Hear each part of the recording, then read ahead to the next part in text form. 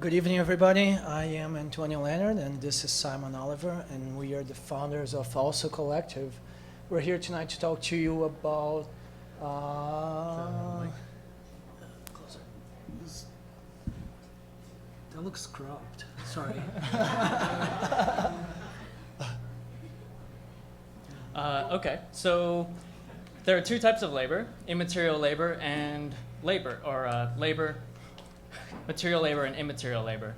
The two distinctions there are fairly important because one enables you to leave your work at your place of work, and one means you bring your work home with you, and when you lock the door, you carry it around. And so there are some negative sides to immaterial labor. So there are expectations that you can work from anywhere at any time. And that sets up that impression that, you will have some creative freedom when in fact you don't have.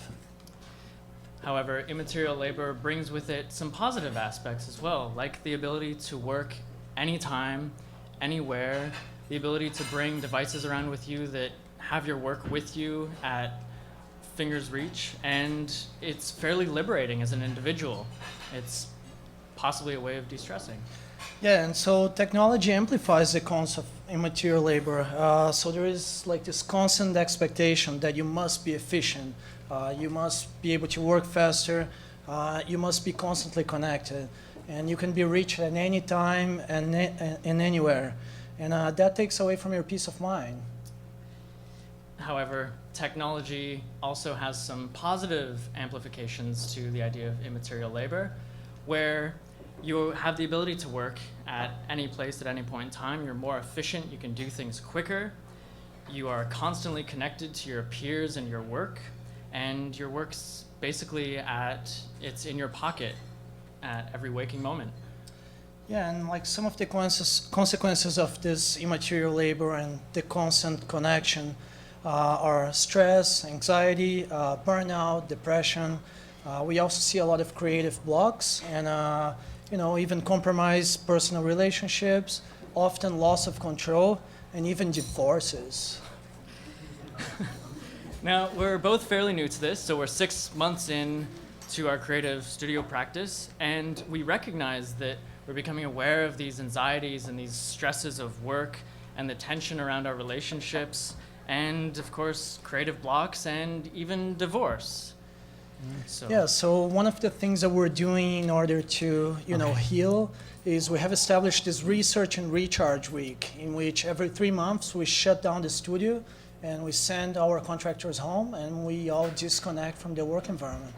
And it's been awesome. When we come back, we're feeling a lot more restful, we're feeling much more efficient, a lot more engaged with ourselves, with each other. We feel much more in control of the situation. We have lots of energy, and we feel a lot happier than we were before we left. The first attempt at a research week was fairly successful, so we wanted to find other ways that we can improve such a practice. I'm closer to the mic now, aren't I? Yeah. So this proof sort of cued us to find alternative ways to disconnect ourselves. So we made a distinction between wired time and unwired time, where we could disconnect from our work, we could disconnect from our space, our tools, our devices, and the stresses. So this made us more aware, more focused on the tasks at hand. It had less negative stress associated with our work. There was less anxiety in the office place. It made us more sociable and ultimately more happier. Yeah, and we also looked into alternatives on what other activities can we do, in order to stay sane and to stay interested. So we found some outlets to recharge our energy, such as surfing, cycling, practicing yoga on a daily basis, and most importantly, incorporating mindfulness meditation into our design practice. And as a return, we feel a lot more inspired. We have a lot more creative insight. This meditative state allows us to reflect more about ourselves and our practice. We feel more connected and a lot happier. So these things work fairly well for Antonio and I. We're kind of easygoing, but what about the rest of our team? What about the rest of the people working with us? We wanted a way of imparting this on the rest of our team. So some studios have beer Thursdays, beer Fridays. and we wanted beach Fridays. So at the end of every week during the summer, we cut out early, we end up at the beach, and we collectively decompress. This is great for team building, it's fun. We share in creative outlets such as brainstorming about ridiculous ways of how to get to the island if the ferry's not there. This usually involves building rafts. And overall, we're much, much happier. So we decided to make some changes to our practice, and we started structuring client meetings to certain days of the week. Now we have times that we check our emails throughout the day. We're separating management time from creative time. And we also have gallery nights in which we take our contractors to openings at different galleries. We have more side projects that keep us interested and happy.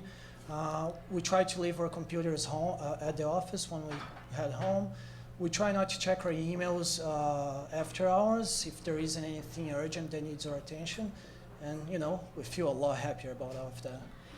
And we have some influence as well. So some of the people we're pulling from is Dexter Sinister, who talks about the importance of self-initiated projects, Tom Chatfield, who talks about disconnecting, Gilles, who talks about immaterial labor and all of the consequences associated with it, Kabat-Zinn, who's the mindfulness guy, and of course Sagmeister, who I'm sure you know takes an annual sabbatical every 7 years.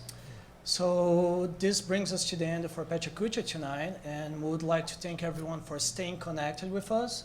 And if you'd like to share your thoughts, you can tweet them at Also Collective. But please, if you're going to do it, either do it now or do it over the next little while.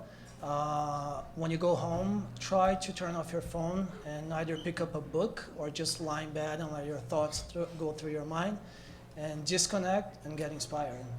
Thank you.